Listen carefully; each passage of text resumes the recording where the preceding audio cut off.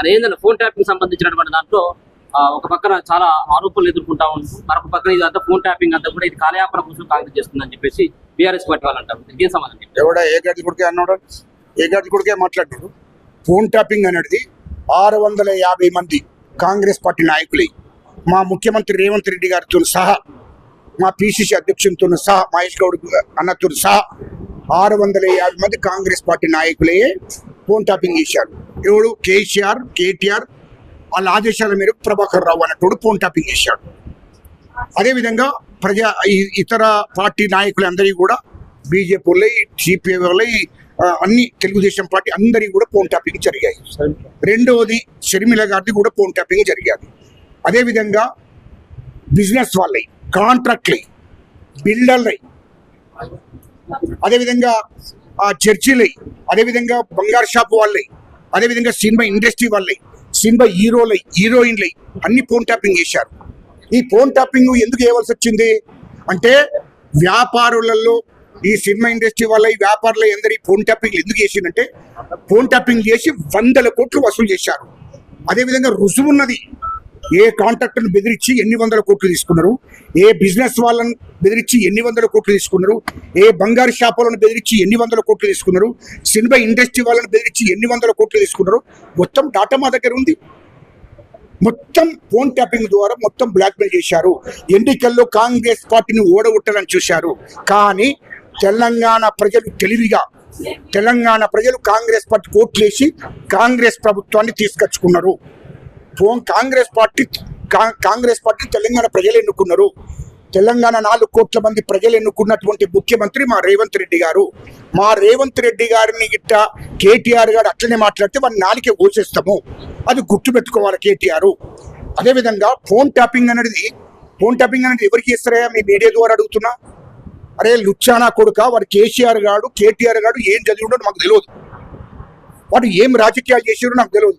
అరే లుచ్చానా కొడుకుల్లారా, phone tapping ఎవరు చేస్తారు? దేశ ద్రోహులై, అదేవిధంగా తీవ్రవాదులై, ఉగ్రవాదులై, నక్సలైట్లై, మావోయిస్టులై, అంటే దేశానికి రాష్ట్రానికి ప్రమాదం ఉంది వీళ్ళతోని అన్నప్పుడు ఫోన్ ట్యాపింగ్ చేస్తారు. ఇది వాస్తవం. మరి వీళ్ళంతా కాంగ్రెస్ పార్టీ నాయకులు, ఇతర పార్టీ నాయకులు, ఈ సినిమా ఇండస్ట్రీ వాళ్ళు, ఈ వ్యాపారులు, బిజినెస్ వాళ్ళు, వీళ్ళందరూ మావోయిస్టులా? అవరా లుచ్చానా కొడుక ప్రభాకర్ రావు గారు మాట్లాడతాడు.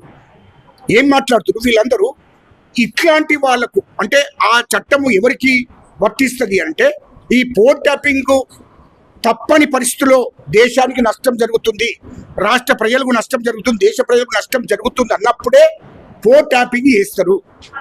కానీ వాళ్ళు కేసీఆర్, కేటీఆర్ అన్నటోడు అధికారం చేతున్నదని ఆనాడు ముఖ్యమంత్రిగా కేసీఆర్, ఆనాడు మంత్రిగా కేటీఆర్, వాళ్లకు అధికారం చేతులున్నదని అహంతోని ఫోన్ ట్యాపింగ్ చేయించాడు. అటువంటి దుర్మార్గపు ఆలోచన చేసి ఈ తెలంగాణలో ఉన్నటువంటి వ్యాపారులై, బిజినెస్ వాళ్ళై, సినిమా ఇండస్ట్రీ వాళ్ళై, రాజకీయ నాయకులై అందరినీ కూడా ఫోన్ ట్యాపింగ్ చేసి వాళ్ళ ఆత్మగౌరవాన్ని దెబ్బతీశాడు. వాళ్ళ హక్కులను కాలరాశాడు. తెలంగాణ ప్రజల హక్కులను కాలరాశాడు. కాబట్టే చట్టం చేసుకుంటూ పోతుంది. ప్రభుత్వం విచారణ జరుగుతుంది. చట్టం విచారణ అది కమిషన్, దాని ప్రభుత్వం విచారణ చేస్తుంది. ఖచ్చితంగా కేసీఆర్, కేటీఆర్, హరీష్ రావు, అదేవిధంగా ప్రభాకర్ రావు గారిని ఖచ్చితంగా తిహార్ జైలుకు పంపుతారు విచారణ తర్వాత. ఎందుకు తొందరపడుతున్నాడు? వాడు ఇష్టం వచ్చినట్టు మాట్లాడుతున్నాడు. అదేవిధంగా కాళేశ్వరం ప్రాజెక్టు మీద విచారణ జరుగుతుంది. 70,000 కోట్ల నుంచి 150 కోట్లు, 1,50,000 కోట్లకు పెంచాడు. 80,000 కోట్లు దోసుకున్నాడు. దాని మీద కూడా విచారణ జరుగుతుంది. మా రాష్ట్ర ప్రభుత్వం విచారణ చేస్తున్నది. దాని కమిషన్ విచారణకు పిలిచాడు కేసీఆర్ను. ఖచ్చితంగా ఆ విచారణలో వాస్తవాలు తేలినాక తర్వాత కేసీఆర్ను తిహార్ జైలుకు పంపుతారు. అదేవిధంగా కార్ రేసింగ్ అనేది, దాంట్లో ఈ కార్ రేసింగ్ అనేది 150 కోట్లు. ఆ 150 కోట్లు ఇతర దేశాలకు పంపించాడు. ఈ కార్ రేసింగ్ లో ఆ కంపెనీకి 150 కోట్లు ట్రాన్స్ఫర్ చేశాడు. దాంట్లో 49 కోట్లు టిఆర్ఎస్ పార్టీ ఫండ్ తీసుకున్నది, అంటే చందా తీసుకున్నది. మళ్ళీ ఆ ఎలక్ట్రిక్ బాండ్ ద్వారా వాళ్ళకు 49 కోట్లు టిఆర్ఎస్ పార్టీకి చెల్లించడం జరిగింది. ఇది వాస్తవం కాదా? అంటే ఎన్నికల కోడ్ ఉండగా, ఇంకోటి తెలంగాణ ప్రజలకు తెలవాలి. ఎన్నికల కోడ్ ఉండగా ఎన్నికల కోడ్ను ఉల్లంఘించి 2023లో ఎన్నికల కోడ్ ఉండంగా, అదేవిధంగా రాష్ట్ర ప్రభుత్వ ఖజానా నుంచి డబ్బులు ఇతర దేశాలకు పంపాలంటే ఆర్బీఐ పర్మిషన్ కావాలి, క్యాబినెట్ ఆమోదం ఉండాలి. ఎన్నికల కోడ్ ఉండంగా 50 కోట్లు లండన్ కు పంపించాడు కేటీఆర్ అన్నట్టు. ఇప్పుడు మీ ముఖ్యమంత్రి పట్టుకొని ఏ తెలంగాణ అనలేదు. ఒక్క నిమిషం, నేను ఇది పూర్తిగానే బాబు, ఇది పూర్తిగానే మీరు ఎందుకు అదుత్తపడుతున్నాడు? వాడు వచ్చే నా కొడుకు మాట్లాడితే మీరు ఎట్లా పట్టుకుంటారు? నేను చెప్తా సంగతి, వాడి సంగతి అంతా చేతులు ఉన్నది, మీరు తొందరపడకండి. వాడు ఇటు 50 కోట్లు లండన్ పంపించాడు. లండన్ ఎట్లా పంపించాడు? వాడు వచ్చే నా కొడుకు కేటీఆర్ అన్నట్టు ఎట్లా పంపించాడు? ఎన్నికల కోడ్ను ఉల్లంఘించి, ఆర్బీఐ పర్మిషన్ తీసుకోకుండా, క్యాబినెట్ ఆమోదం లేకుండా ఎట్లా పంపుతాడు 50 కోట్లు? అందుకోసమే దాని మీద విచారణ జరుగుతుంది. అందుకోసమే వాడు భయపడుతున్నాడు, అలుగులోకి పడుతున్నాడు. ఖచ్చితంగా కేటీఆర్ నిన్ను బీఆర్ జైలుకు పంపుతావురా? ఎందుకు తొందరపడుతున్నావు నువ్వు? మా ముఖ్యమంత్రిని పట్టుకొని ఏంటి మళ్ళీ ఏంటి ఇంతకుముందు ఏమంటివి తెలంగాణ జయ తెలంగాణ ఎవరనలేదు. వాని కేటీఆర్ అనేటోడు వాడు లుచ్చా నా కొడుకు, వాడు దొంగ నా కొడుకు. అరే ఊరేళ్ళు వచ్చా నా కొడుక, నువ్వు ఏం చదువు చదివినావో నాకు తెలియదు, ఏం రాజకీయాలు చేస్తున్నావో నాకు తెలియదు. రేవంత్ రెడ్డి గారు టీడీపీ ఎమ్మెల్యేగా ఉండగా నిన్ను అసెంబ్లీలో సీమాంధ్ర మంత్రులను, సీమాంధ్ర ఎమ్మెల్యేలను, సీమాంధ్ర ముఖ్యమంత్రిని మొత్తం దుమ్ము దులిపాడు. మా తెలంగాణ ప్రజలను అవమానపరుస్తున్నాడు, తెలంగాణ ప్రాజెక్టుకు నిధులు విడుదల చేస్తలేరు, తెలంగాణ ఉద్యమకాలను అవమానపరుస్తున్నారు, తెలంగాణ మనకు రాష్ట్రం కావాల్సిందే, రాష్ట్రం ఏర్పాటు కావాల్సిందని నిండు అసెంబ్లీలో మా ఆనాడు ఎమ్మెల్యేగా ఉండి మా రేవంత్ రెడ్డి గారు మాట్లాడాడు. ఆ రికార్డు చూసుకోండి అయ్యా, మీరు ఆ రికార్డు చూసుకోండి, మొత్తం ఆ రికార్డు చూసుకోండి. మొదలు ఎవరు తెలంగాణ లేదు, ఎవరు తెలంగాణ లేదు. అది తెలుసుకోకుండా కేటీఆర్ అన్నట్టు దొంగ మాటలు మాట్లాడుతున్నాడు. ఇంకోటి, రెండోది, టిఆర్ఎస్ పార్టీని ఎందుకు పెట్టారు? తెలంగాణ వాళ్ళు 0.5 ఉండరు. అటువంటి నా కొడుకులు టిఆర్ఎస్ పార్టీ తెలంగాణ పేరు మీద పెట్టుకొని 2004 నుంచి 2023 దాకా వాళ్ళు తెలంగాణ ప్రజలను మభ్యపెట్టి మోసం చేసి సెంటిమెంట్ను ఉపయోగించుకొని వాళ్ళు ఎమ్మెల్యేలు, ఎంపీలు, మంత్రులు అయ్యారు. అదేవిధంగా రాష్ట్ర ముఖ్యమంత్రి అయ్యాడు. రాష్ట్ర ప్రజలను, తెలంగాణ ప్రజలను అడ్డు పెట్టుకొని ఈ లుచ్చానా కొడుకులు తెలంగాణ అంటుండ్రు. సీమాంధ్ర వాళ్ళతోని 2012 డిసెంబర్ 24 రాసుకోండి మీడియా మిత్రులారా, 2012 డిసెంబర్ 24 అర్ధరాత్రి 12 గంటలకు కేసీఆర్ అనేటోడు జగన్మోహన్ రెడ్డి, ఆనాడు వైఎస్ఆర్ పార్టీ నాయకుడిగా జగన్మోహన్ రెడ్డి ఇంటికి పోయి రాత్రి 12 గంటల నుంచి 3 గంటల దాకా చర్చలు జరిపాడు. ఇది వాస్తవం కాకపోతే కేసీఆర్ చెప్పమనండి. ఎట్లా? ఆనాడు తెలంగాణ ఉద్యమం నడుస్తుంది, మానుకోటలో దాడి జరిగింది. మానుకోటలో 11 మంది ఉద్యమకారుల మీద దాడి జరిగితే వరంగల్ హాస్పిటల్కి పోయినరు, గవర్నమెంట్ హాస్పిటల్ వేసిరు వాళ్ళను. మొత్తం అదే ఇప్పుడున్నటువంటి కౌశిక్ రెడ్డి గారు, ఇదే జగన్మోహన్ రెడ్డి మూలంగా మొత్తం ఉద్యమకారుల మీద తుపాకులు పేల్చారు. మొత్తం మంది మీద కాళ్ళు ఇరుగొట్టారు, రెక్కలు ఇరుగొట్టారు, అందరి మీద దాడులు జరిగిన ఉద్యమకారుల మీద. అలాంటి జగన్మోహన్ రెడ్డి గారి మీద, అటు జగన్మోహన్ రెడ్డి ఇంటికి 2012 డిసెంబర్ 24 తారీఖు నాడు రాత్రి 3 గంటల దాకా ఆయనతో ముచ్చటబెట్టి ఏం ఒప్పందం జరిగింది మీ ఇద్దరి మధ్యలో? ఇది వాస్తవం కాదా?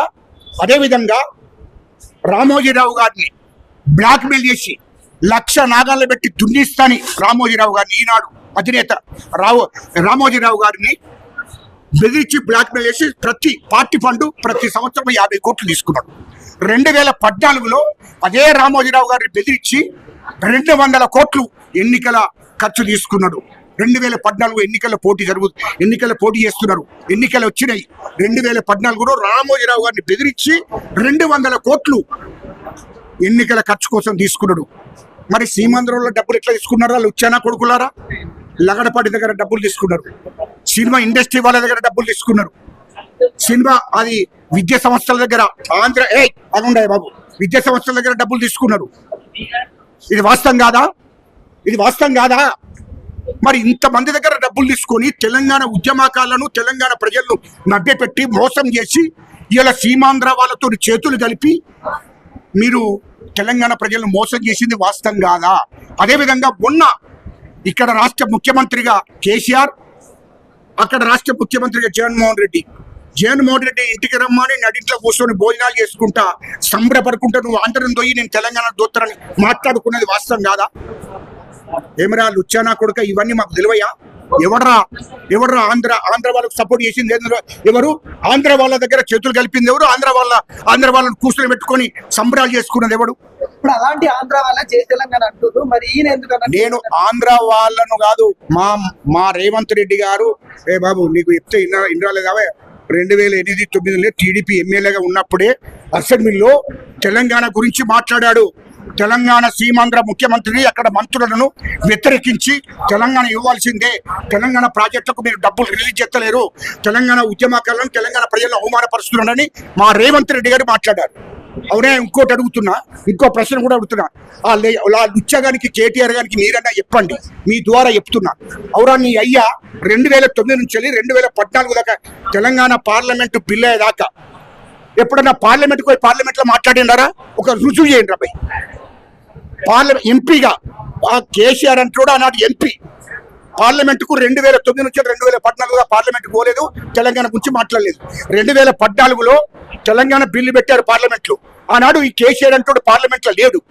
వీడావే తెలంగాణ తెచ్చింది. అరే భూషుడికే తెలంగాణ తెచ్చింది మేము.